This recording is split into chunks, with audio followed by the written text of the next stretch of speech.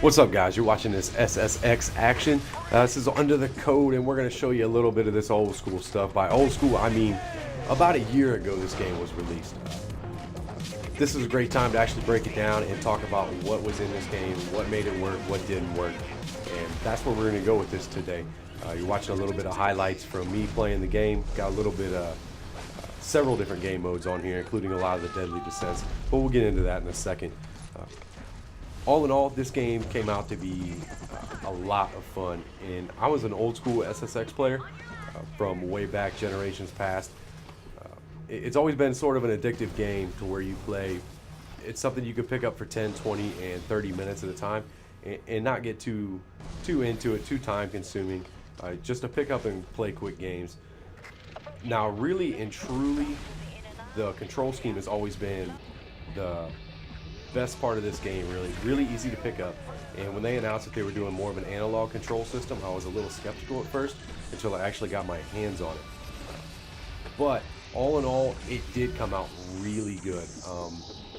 To me, it's a little bit more simple for everyone to use, which is a great thing. It means anyone can pick the game up and play. It's not something that you have to memorize. It's just you can play it, not play it for 2 weeks, and then pick it up again, and it feels great.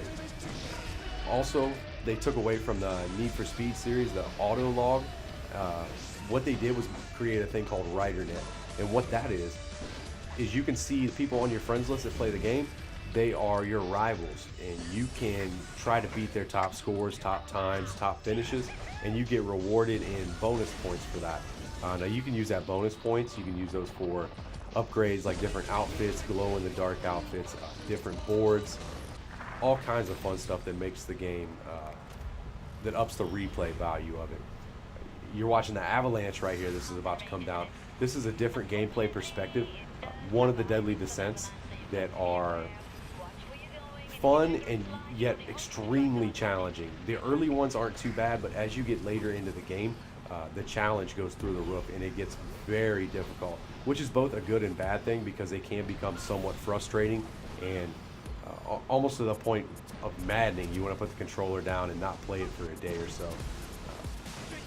But the best thing about the rider log is you see in front of me on the screen there, there's two of my friends, and you are chasing ghosts of their playthrough on this.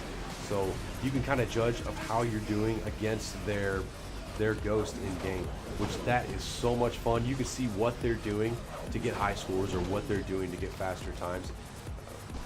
There really isn't.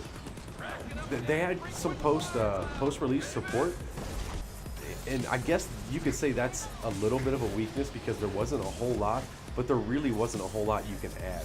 I mean, they went through and added the popular character from the last SSX, Eddie Wachowski, and they added a few other stages, and also the 3-2-1 game mode, which is a whole lot of fun. It's a different take on the game in itself.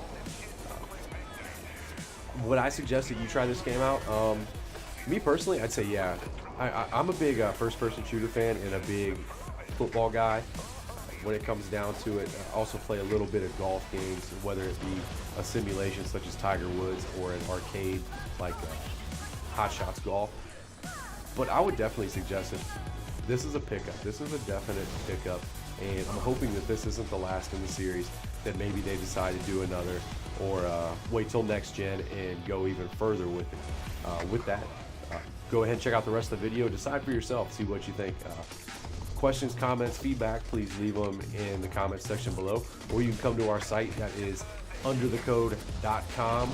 Look us up. My name on there is Casey Mosier, also known as Beast419 or Mr. Buckeye Nation. We will check you out next time. We'll bring you a little bit of NCAA football, Madden 13. We will go over those. Also, we will bring you some insight on the newly released Madden 25.